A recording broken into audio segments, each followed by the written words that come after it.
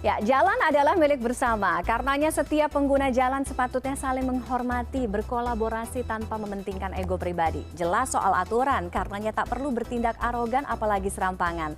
Untuk membahasnya, kami sudah terhubung melalui sambungan Zoom dengan Kombes Pol Sambodo Purnomo, Dirlantas Polda Metro Jaya, dan Putut Sudaryanto, Ketua Bike to Work Indonesia. Selamat malam, Mas Putut. Oke, Pak Sambodo masih... Siap, Pak Sambodo mungkin masih kita coba hubungi ya. Saya mau ke Mas Putut dulu deh. Mas Putut, apa kabar? Boleh. Udah siap banget nih kayaknya abis goes atau mau goes? Iya, aku goesnya tadi pagi sih. Aku dari rumah ke Sekretariat Bike to Work Indonesia. Ini kebetulan seharian tadi ada berbagai aktivitas di sini dan aku belum pulang. Pas banget, kita tahan dulu. Saya mau minta komentarnya Mas Putut. Ini soal kemarin ya, foto yang rame banget yang ada salah satu, pasti Mas Putut juga lihat kok, udah respons kan Bike to Work ya. Kalau dilihat dari fotonya kan memang rombongan atau kelompok road bike ini kan kelihatannya ini memang untuk olahraga ya, bukan untuk mobilitas keseharian. Tapi memang tidak dibenarkan mengambil jalur yang memang bukan peruntukannya. Saya mau minta komentar dari Bike to Work dulu, Mas Putut, gimana? Iya, mohon maaf sebelumnya aku pakai masker karena ini tempat umum, tempat terbuka ya. Ada orang-orang lain, jadi rasanya tidak elok kalau aku buka masker. Siap. Kalau mendasarkan foto yang beredar, jadi mohon maaf kalau saya selalu patokan saya adalah aturan. Aturan. Nah, di negara kita ini kalau bicara jalan raya, bicara aturan lalu lintas, maka kita sudah memiliki Undang-Undang Lalu Lintas dan Angkutan Jalan nomor 22 tahun 2009. Nah, balik lagi kalau melihat foto, maka mohon maaf saya boleh katakan bahwa teman-teman rombongan sepeda tersebut sudah menyalahi aturan undang-undang tersebut, khususnya di pasal 108 terkait dengan posisi kendaraan.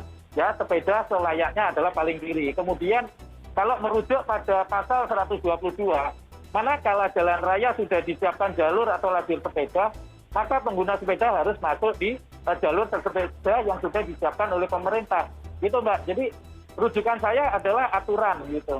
Ya. Oke. Kurang lebih demikian pandangan saya. Itu kan memang ada jalur khususnya ya untuk sepeda, tapi kita lihat-lihat juga nih, jalurnya kan memang tidak terlalu besar.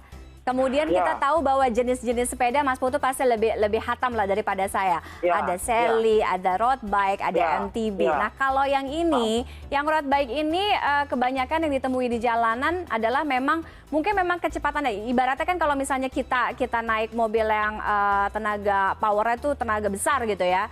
Kayak rasanya tuh pengen ngebut aja. Ini pun juga yang mungkin dirasakan dan dilihat oleh masyarakat terhadap kelompok-kelompok road bike ini. Iya, gimana? Kembali ke aturan, Mbak. Kembali ke aturan bahwa aturan undang-undang kita ini didesain untuk mobilitas warga, untuk transportasi warga. Sehingga apapun jenis sepedanya, maka kita harus merujuk aturan yang berlaku. Begitu. Jadi intinya kalau misalnya road bike mau kecepatan tinggi, ya nggak bisa gitu di jalan. Harus tetap masuk jalur khusus gitu ya? Iya, masuk jalur khusus, dan jalur khusus itu pun juga ada batasan kecepatan, maksimum 25 km per jam. Ya, kita mesti lihat aturan undang-undangnya. Gitu sih. Oke. Jadi jangan dilihat ini pakai ini nggak bisa pelan segala macam. Balik lagi ke aturan. Kalau aturannya tidak membolehkan, ya jangan dilanggar. Itu aja sih, simple. Oke. Apakah ini juga kemudian mendorong gitu untuk bisa ada fasilitas atau bisa memfasilitasi, artinya tempat yang memang proper gitu untuk teman-teman road bike atau komunitas road bike ini? Ya, ini kan bicara kewenangan, bicara kebijakan. Nah, kalau bicara kewenangan, bicara kebijakan bukan ranah kami, Mbak. Nah, jadi mohon maaf saya tidak bisa berkomentar lebih jauh, tetapi undang-undang sudah cukup clear di sana ya. Ada Undang-Undang Lalu Lintas Angkutan Jalan nomor 22 tahun 2009 yang tadi beberapa pasal saya sebutkan. Kemudian ada Peraturan Menteri Perhubungan nomor 59 tahun 2020, dan di ruang lingkup DKI juga sudah ada Pergub 128 tahun 2019. Nah, saya merujuk ke aturan tersebut. Nah, ketika ada semacam pengecualian, berarti kan harus ada kebijakan baru, harus ada aturan baru yang dibuat supaya tidak melanggar undang-undang tersebut. Nah, kewenangan atau kebijakan itu saya kira bukan ranah kami untuk mengomentari gitu. Tapi setuju ya kalau misalnya memang difasilitasi, memang ada tempat gitu ya yang lebih proper. Setuju dengan catatan. Catatannya apa, Mas Putut? Ya, contoh paling terakhir lah kemarin. Mohon maaf, mohon izin kalau boleh saya mengkritisi. Misalnya, ada kebijakan rute, salah satunya adalah melalui atau melewati JLNT Casablanca, betul ya kalau Betul. tidak salah. Iya. Nah, JLNT Casablanca itu kan sudah ada aturan sebelumnya bahwa sepeda motor dilarang untuk melintas di sana dengan alasan keselamatan jalan. Keselamatan jalan, kalau tidak salah alasannya adalah karena hembusan angin lah. Kalau sepeda motor saja dilarang karena keselamatan jalan sebagai landasan utamanya, kenapa Apalagi sepeda dibolehkan? Oke. Ya ini kan sesuatu yang menurut saya tidak nyambung, tidak make sense, gitu, Kontradiktif tidak masuk ya? akal. Oke. Motor lebih berat, dilarang, tapi sepeda lebih ringan malah dibolehkan. Ya ini kan sesuatu yang nggak pas, sehingga kekhawatiran saya ini akan menjadi konflik sosial di sisi yang lain gitu. Jadi silahkan dibuatkan diskresi kebijakan, tetapi harus ditinjau secara lebih cermat gitu, jangan sampai justru menimbulkan dampak sosial yang lain. Oke. Jadi kalau tadi ya silakan, karena kami tidak punya kewenangan di dalam boleh atau tidaknya kebijakan, tetapi kalau misalnya tetap diterapkan adanya kebijakan waktu dan kebijakan rute, Iya. jalan layang non-tol yang motor tidak boleh, ya jangan digunakan lah. Cari jalan yang lain, cari rute yang lain, supaya Oke. tidak ada gesekan di tengah masyarakat gitu. Saya dapat kritik dari Mas Putut, saya tampung coba yang oke. Mas Putut, sebagai goeser nih, sebagai pesepeda, kita tahu sekarang sepeda lagi naik daun banget selama pandemi, ya kan? Ya. Tapi goes di jalanan ini juga harus dibarengi menyamakan frekuensi persepsi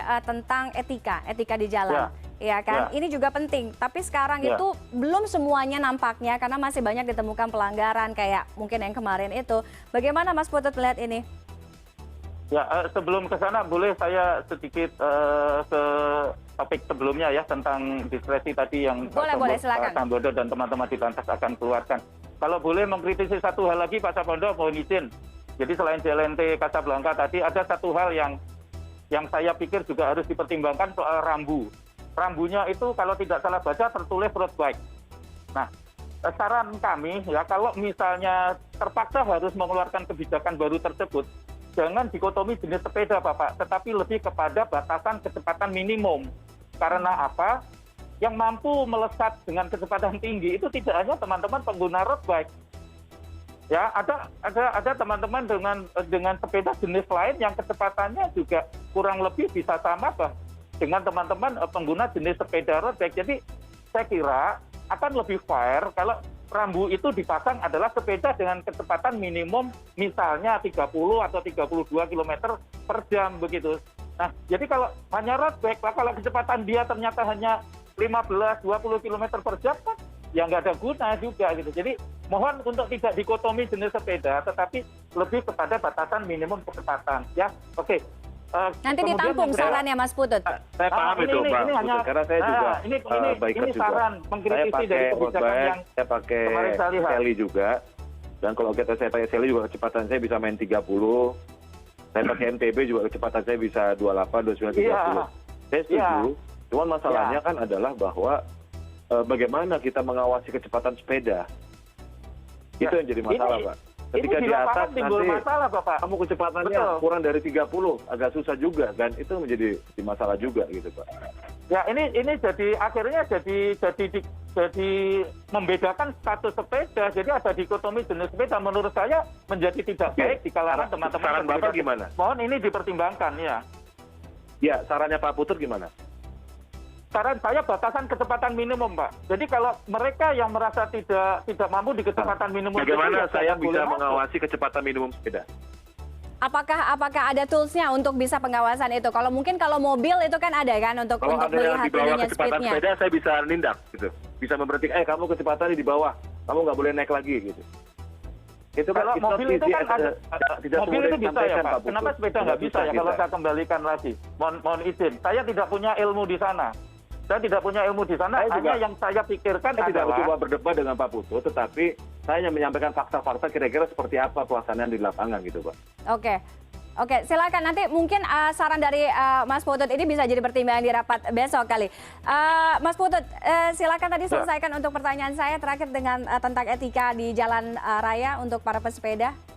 Ya, sebenarnya sangat sederhana sih. Jadi ada 3 kata kunci aja, RSA ya, rule, skill, dan attitude. Jadi ketika kita berkendara apapun, termasuk sepeda di dalamnya, maka pahami selalu semua aturan lalu lintas yang telah dibuat oleh pemerintah. Yang kedua adalah skill atau keterampilan kita berkendara. Yang ketiga adalah attitude, perilaku, adab, sopan santun. Karena apa? Bahwa di jalan raya kita tidak sendiri. Ada orang-orang lain yang menggunakan jalan raya tersebut. Maka seyogyanya adalah kita harus memastikan diri kita ketika kita berkendara apapun termasuk sepeda bahwa jangan sampai cara kita berkendara itu membuat orang lain celaka dan jangan sampai membuat diri kita celaka karena cara bersepeda kita. Maka patuhi aturan lalu lintas, rule-nya seperti apa, keterampilan kita bersepeda dan adab sopan santun untuk sesama pengguna jalan. Sederhana sekali sebenarnya. Oke, sudah ada jelas aturannya, siapapun yang menggunakan jalan itu adalah jalan milik bersama sehingga semuanya harus taat pada aturan yang sudah ada. Terima kasih Pak Sambodo, Mas Putut sudah bergabung dengan CNN Indonesia Connected malam hari ini. Mungkin diskusinya nanti Pak Sambodo sama Mas Putut bisa dilanjutkan sambil goes ya, jadi lebih santai. Terima kasih, selamat malam. Terima kasih Pak Sambodo. Terima kasih Mas Putut. Lama-lama kita ngobrol ya Mas Putut ya.